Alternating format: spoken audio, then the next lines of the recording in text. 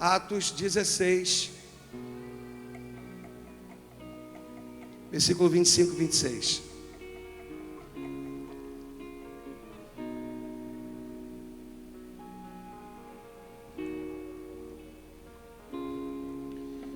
Vamos lá? 1, 2, 3, vai. Por volta.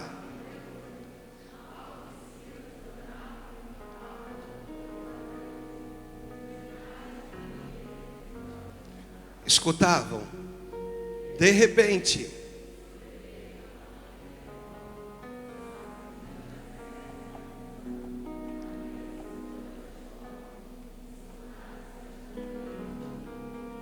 vamos fazer essa leitura na NVI, na nova versão internacional, versículo de número 25. Vamos lá, você me ajuda de novo? Vamos lá, 1, 2, 3, vai. Paulo e Silas.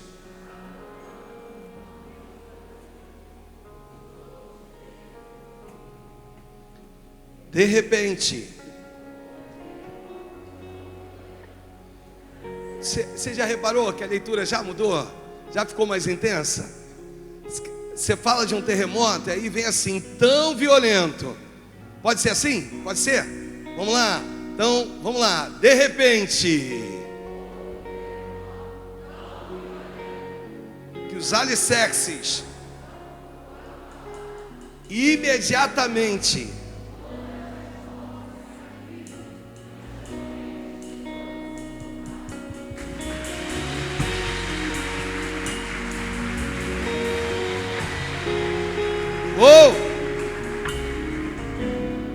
eu venho falando de algumas coisas, o porquê Silas, ou de codinome Silvano, e por que Paulo, ou melhor, porque Paulo está acompanhado de Silas. Barnabé era como um amigo para o apóstolo Paulo, e na primeira viagem missionária, e quase que na segunda viagem missionária, ele é o companheiro do apóstolo Paulo. Mas eu amo saber que Deus tem a sua maneira de separar amigos. Parece uma coisa meia louca.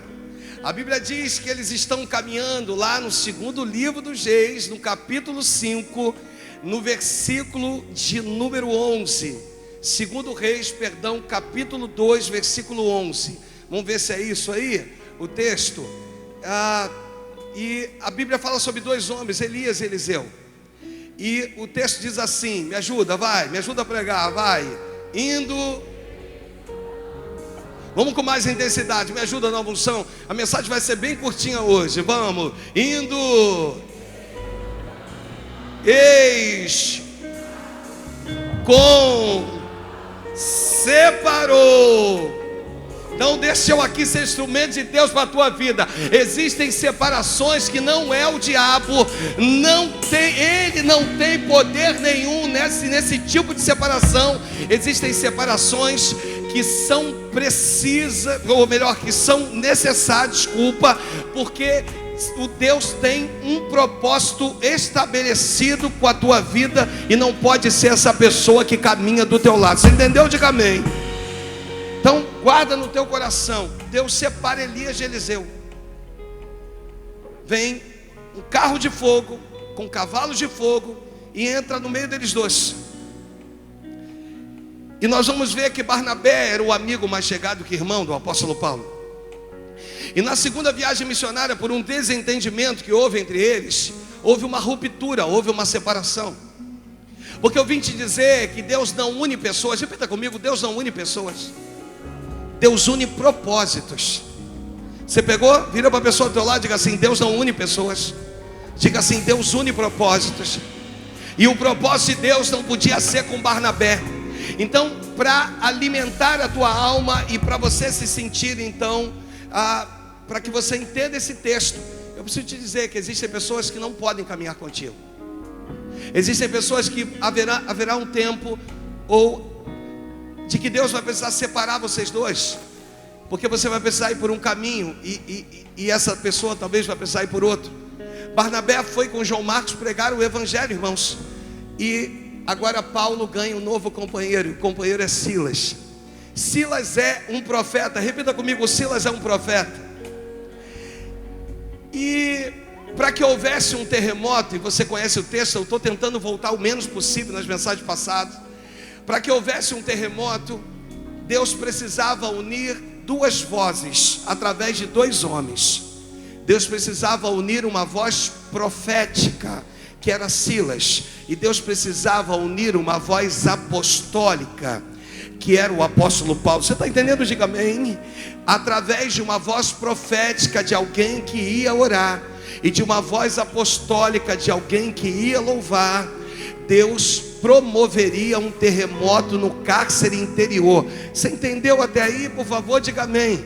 Então Deus está unindo pessoas. Deus está dizendo para você: não é quem você quer, é quem eu quero para a tua vida. Não é quem você determinou, é quem eu determinei e que faz parte de um propósito que eu tenho contigo. Talvez sejam as pessoas que você menos espera, mas Deus, Ele sabe de todas as coisas, e Ele vai unir essa pessoa a você, e essa pessoa vai estar caminhando contigo. E assim aconteceu. Só que quando eu olho para esse texto me arremete a algumas coisas. Eu vejo que Paulo foi açoitado, teve as suas vestes rasgadas, falamos disso na quinta. Paulo foi levado ao cárcere por uma ordem dada ao carcereiro, e o carcereiro então pega o apóstolo Paulo e leva ele a um cárcere interior. Eu gosto desse texto, irmãos, porque eu começo a entender que contigo as coisas são mais profundas, entendeu? Ele podia ter deixado o apóstolo Paulo no cárcere exterior, mas ele leva o apóstolo Paulo ao cárcere interior. Por quê? Deixa eu voltar a te falar sobre isso. Porque com você as coisas são diferentes. Parece que com você as dores são mais fortes. Parece que com você os problemas são mais intensos. Parece que com você as coisas são mais difíceis. E até são, porque com você a coisa é mais profunda. Não pode ser no cárcere exterior, vai precisar ser no cárcere interior.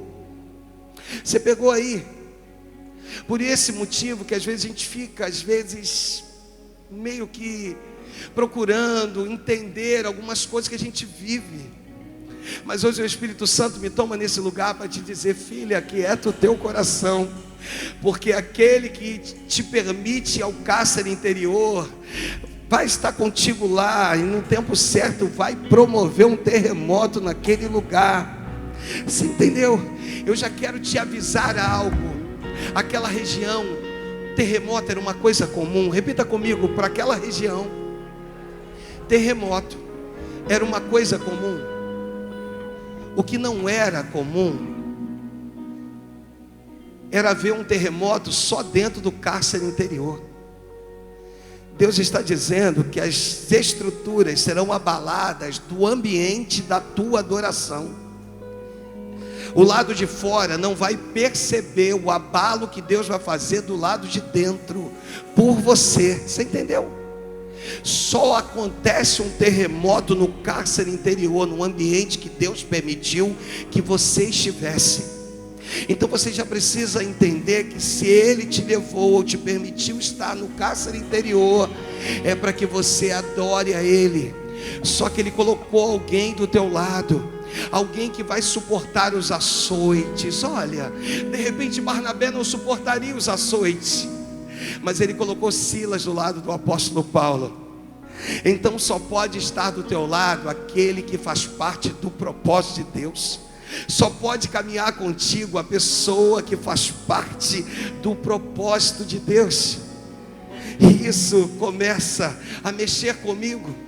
E quando eu volto ao versículo de número 16, 10 versículos atrás, eu olho e eu vejo o início disso tudo. O início disso tudo, no verso 16, diz: aconteceu o quê? Indo nós para o lugar de oração. Você entende que durante esse jejum dos 21 dias, eu ouvi de pessoas dizendo o seguinte: pastor, parece que o inferno tem se levantado contra a minha vida. Eu tenho jejuado, eu tenho me separado. Alguém virou para mim durante esse processo e contou: pastor, fui assaltado. E aí você se pergunta, Deus podia ter guardado, podia ter livrado. Guardar Ele guardou, Ele podia ter livrado? Podia.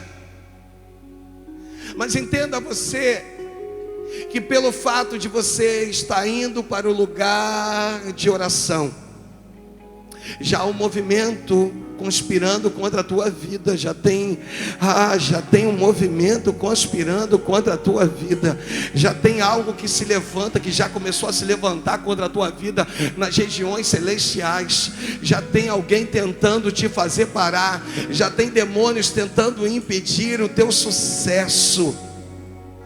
E o apóstolo Paulo aqui vai livrar uma possessão de uma jovem. Essa jovem gerava dinheiro para os seus senhores, porque ela recebia um espírito em que ela adivinhava as coisas. Isso gerava muito dinheiro para os seus senhores. E o apóstolo Paulo então vai liberar uma palavra. No versículo de número 18 diz que isso se repetia por muitos dias. Então Paulo, já indignado, voltando-se, disse ao Espírito: em nome de Jesus Cristo eu te mando, retire-te dela. E ele na mesma hora saiu. Aí o 19 vai dizer que, vendo os seus senhores que se lhes desfizera a esperança do lucro, agarrando a Paulo e Silas, os arrastaram para a praça, à presença das autoridades. E aqui começa a história dos açoites. Aqui começa o motivo que eles vão ser levados ao cárcere interior. Simplesmente porque eles proclamaram libertação. Eu quero falar isso com você. Não cale a sua boca, não cesse de falar da palavra. Medite nela de dia e de noite, porque através da tua vida pessoas serão libertas. E ainda que você seja jogado no cárcere interior, ainda que você seja arremessado no cárcere interior, ainda que você seja açoitado, ainda que as suas vestes, diz o texto, eu falei quinta, ainda que eles rasguem as suas vestes, mal sabem eles que eles estão trabalhando para que você chegue à presença de Deus da forma que Ele quer que você chegue. Você está entendendo? Diga amém. Quando esses homens rasgam as vestes deles, o texto diz que eles pegam e rasgam. É desse jeito que Deus quer que nós sejamos, com as nossas vestes rasgadas. A Bíblia diz que os reis, quando eles queriam se humilhar diante de Deus, eles rasgavam as suas vestes, se cobriam com panos de saco. Era um sinal de uma humilhação. O inimigo está achando que vai te parar, vai te derribar, vai te destruir, arrancando as suas vestes. Mal sabe ele de que na verdade ele está contribuindo, porque Deus quer pessoas que realmente tenham suas vestes rasgadas, que os seus egocentrismos sejam banidos, sabe? Que as suas, sabe, os seus achismos sejam lançados fora. Não é como você pensa, é como Deus quer que você pense. É isso que importa para nós. E nesse texto aqui eu começo a ver algumas coisas aqui. Eles são lançados no cárcere, presos no tronco. E dali por diante, no versículo 24, a Bíblia diz no 25, que por volta da meia-noite, me ajuda, por volta, Paulo e Silas e cantavam louvores a Deus, e os demais companheiros de prisão escutavam. O versículo 26 diz assim: de repente, me ajuda, vai, sobreveio, vai, de repente, que sacudiu, abriram-se e soltaram-se. Aí isso aqui me deixou doido. Acontece um terremoto, repita comigo, aconteceu um terremoto, em que em primeiro lugar as portas se abrem. Em segundo lugar, as cadeias de todos são arrebentadas. Por que as portas se abrem? Primeiro, e logo em seguida as cadeias. Por que esse texto diz que primeiro as portas se abrem? Isso aqui me fez pensar, estudar. E Deus então me levou lá em Atos, no capítulo 12, no versículo de número 5 em diante, para fazermos uma pequena comparação. O texto diz que Pedro, pois, estava guardado no cárcere, mas que havia oração incessante a Deus por parte da igreja a favor dele. Quando Herodes estava para apresentá-lo naquela mesma noite, a Bíblia diz que Pedro dormia entre dois soldados, acorrentados com duas cadeias, e sentinelas à porta guardavam o cárcere. Eis que, porém, me ajuda, sobreveio, vamos lá, sobreveio, aqui fala de um abalo. O texto diz que sobreveio um anjo do Senhor, e uma luz iluminou a prisão, e tocando ele o lado de Pedro, o despertou dizendo: levanta-te depressa. Então as cadeias caíram-lhe das mãos. Se eu for prosseguir nesse texto, disse-lhe o anjo: cinge-te, calça as sandálias, e ele assim o fez. E disse-lhe mais: põe capa e segue-me, e ele assim fez. Então saindo seguia, não sabendo que era real o que se fazia por meio do anjo.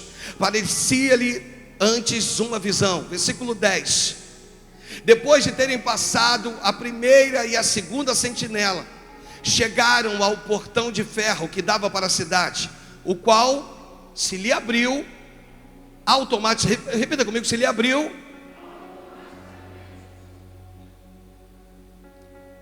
Com Pedro, primeiro as correntes, as cadeias são arrebentadas.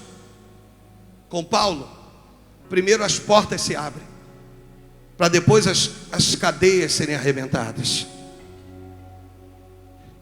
Você ainda não entendeu, você vai entender.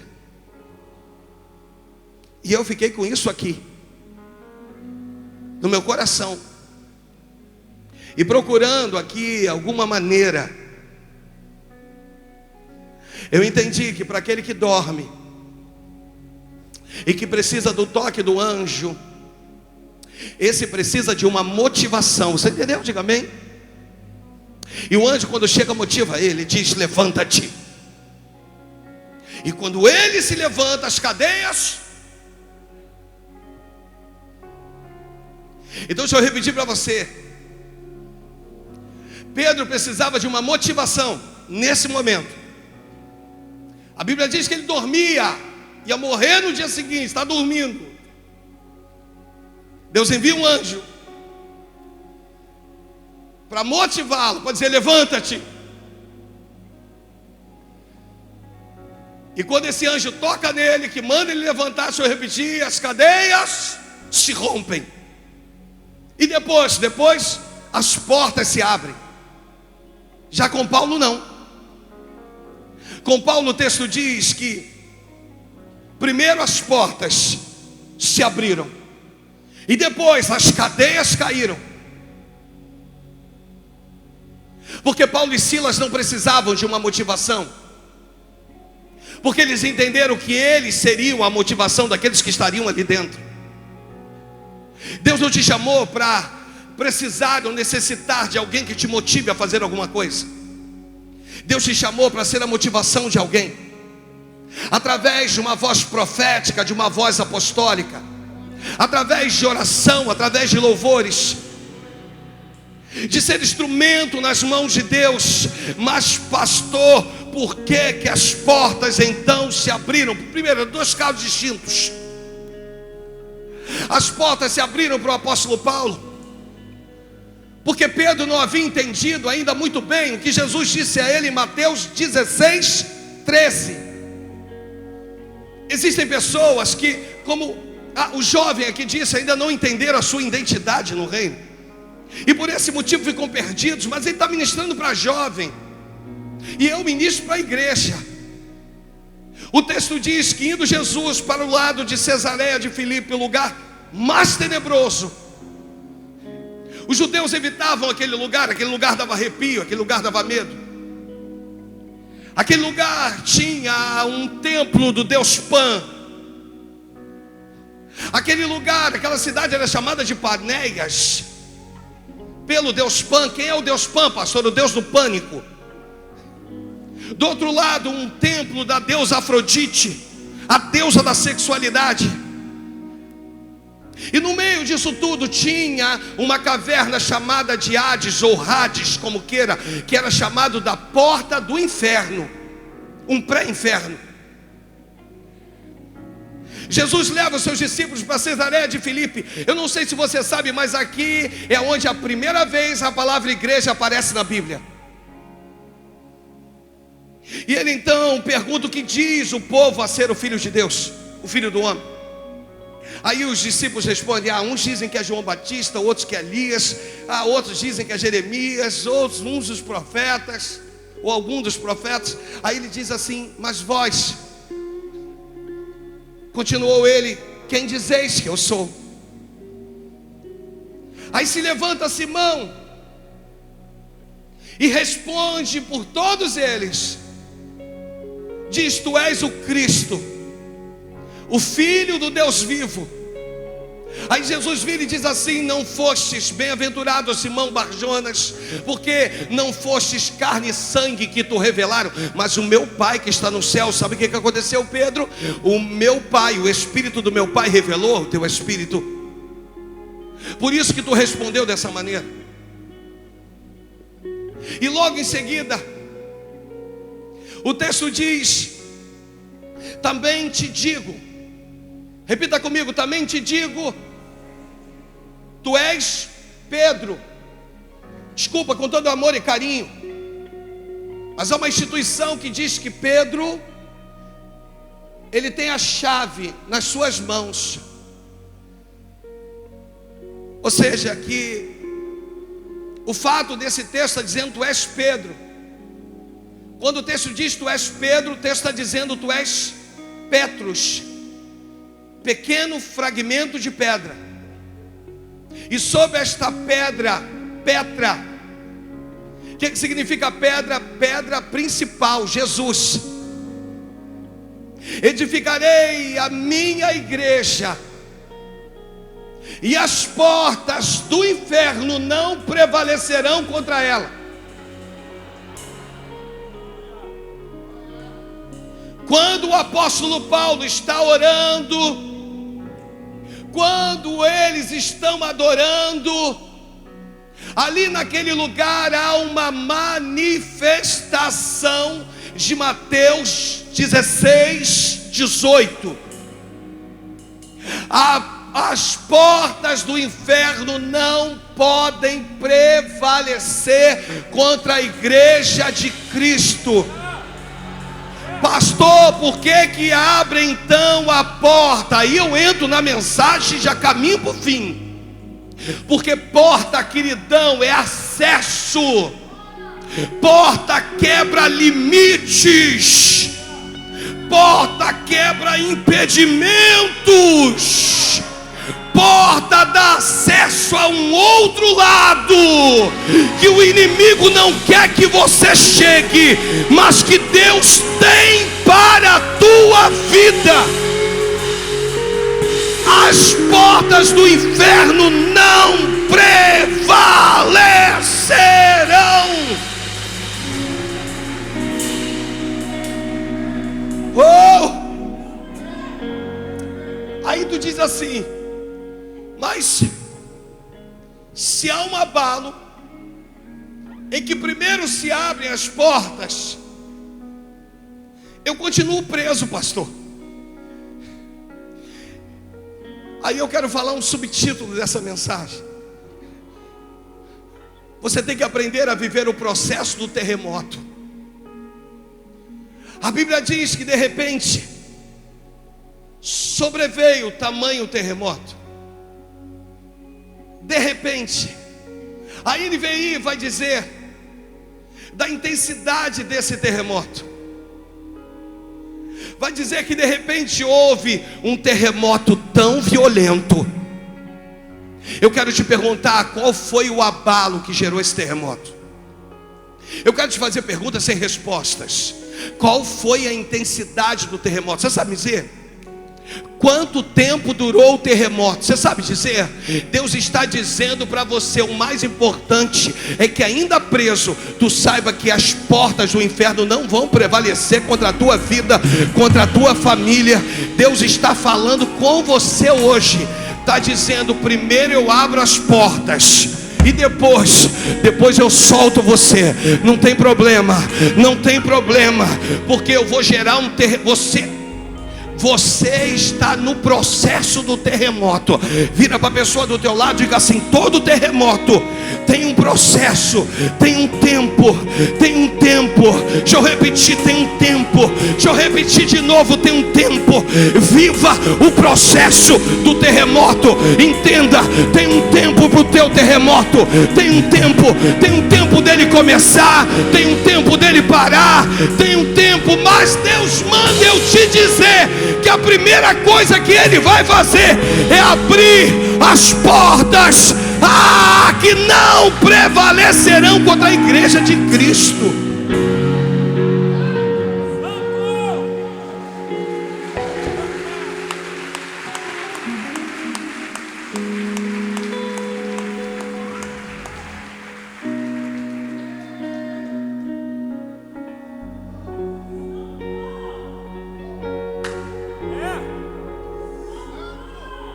Às vezes você está se vendo preso, presa, mas Ele te diz: contempla com os seus olhos. Sabe o que acontece com quem dorme? Dá para voltar lá em Atos 12, no versículo 9. Sabe o que acontece com quem dorme? Com quem dorme, a parte final diz que parecia-lhe antes uma visão. Olha o que diz o texto: parecia-lhe antes uma visão. Sabe o que acontece com quem adora, ainda que preso? Você sabe, eu te expliquei quinta-feira que o tronco era uma maneira de fazer com que o encarcerado ficasse prostrado. Então repita comigo: o tronco era um equipamento que impedia o encarcerado de se levantar. Entendeu? Então qual era a posição deles? Não podiam levantar, estavam presos ao tronco. Você está entendendo? Deus está dizendo: de repente você vai tentar levantar, não é tempo de levantar, é tempo de adorar. A cadeia não arrebentou, e eu ainda creio que mesmo com as cadeias arrebentadas, eles estão adorando. Você está entendendo? Diga amém. A cadeia já arrebentou, mas tu continua adorando. A cadeia, as correntes, os grilhões já arrebentaram, e você continua adorando, porque tu entendeu que no processo da tua humilhação vai vir a exaltação. O teu inimigo quer te humilhar, mas nesse processo vai chegar a tua exaltação. Então, se é tempo de adorar, adora.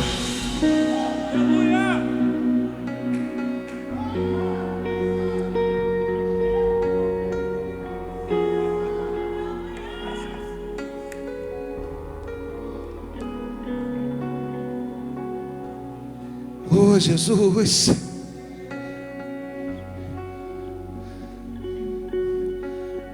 Deus, Ele manda te dizer: a porta já se abriu.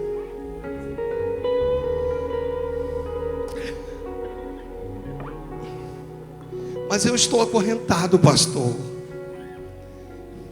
Estou preso, estou presa. Acalma o teu coração. Você só está no processo do terremoto.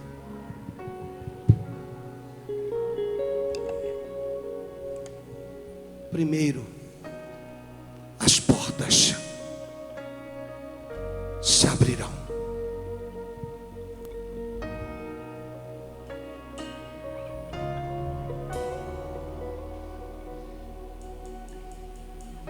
Para que pressa, Paulo? No ambiente da adoração tem cura. Repita comigo: no ambiente da adoração tem o quê? Repita comigo: no ambiente da adoração tem milagre. No ambiente da adoração tem o quê? Repita Repita comigo mais: o que tem de mais importante no ambiente da adoração não é a cura e nem é o milagre. O que tem de mais importante, repita, o que tem de mais importante no ambiente da adoração é salvação. Coloca lá 17, 27, vai. Coloca Atos 16, 27, coloca pra gente. Isso, 27 diz: o carcereiro acordou, vendo abertas as portas da prisão, desembainhou a espada para se matar. Eu já expliquei aqui porque que ele tenta se matar. Porque para ele era uma vergonha deixar fugir alguém. Ele seria morto. E para os seus filhos era uma vergonha que os seus filhos vissem seu pai sendo executado. Então mais bonito era que ele se lançasse sobre a sua espada. E ele já está pronto, sabe? Ele disse: eu vou me matar, eu não vou passar vergonha na minha casa. Eu prefiro que os meus filhos me vejam como alguém que deu um exemplo. Meu pai até nem viu os que fugiram, mas ele era uma honra se matar naquela questão. E quando ele vai se lançar sobre a sua espada, com o pensamento de que todos haviam fugido, Deus está dizendo para você: primeiro eu abro as portas, eu arrebento as cadeias no meio da tua adoração. Mas tu vai continuar entendendo que eu te quero nesse ambiente aí que tu tá, porque vai ser neste lugar que eu vou glorificar o meu nome através da tua vida. Vai ser nesse lugar que eu vou ser usado através da tua vida. Aí o texto diz no 28, olha: mas Paulo bradou, vamos lá, Paulo bradou, hein? Aqui, seja hoje poder de Deus, palavra de vida para alguém em nome de Jesus. Paulo bradou em alta voz, diga: não, tem que estremecer as cadeias do inferno, porque tem alguém em casa que está precisando ouvir isso agora.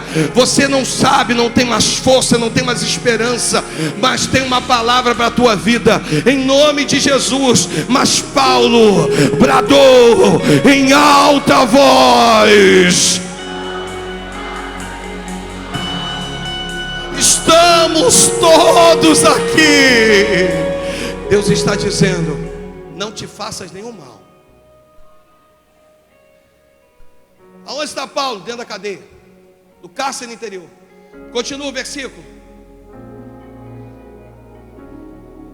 Então o carcereiro, tendo pedido uma luz, entrou precipitadamente e trêmulo, e prostrou-se diante de uma voz profética e de uma voz apostólica.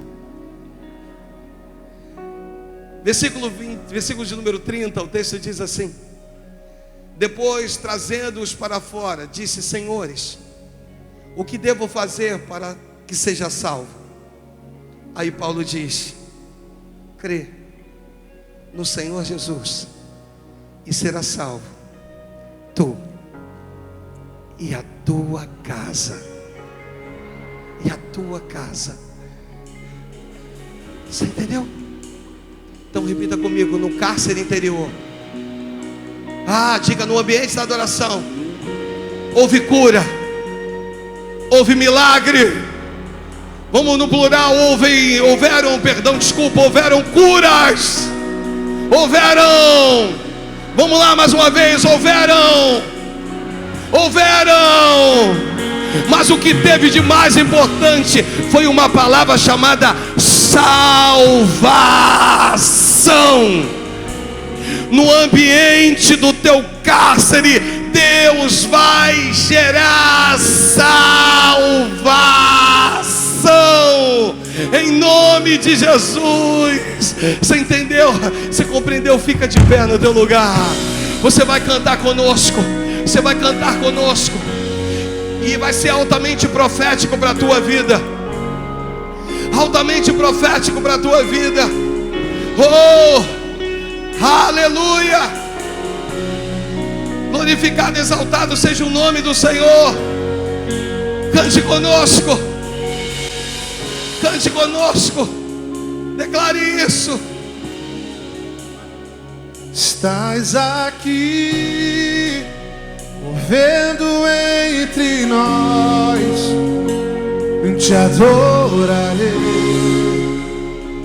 te adorarei. Estás aqui, mudando destinos. Te adorarei, te adorarei. Estás aqui, operando milagres. Eu creio, Deus. Te adorarei.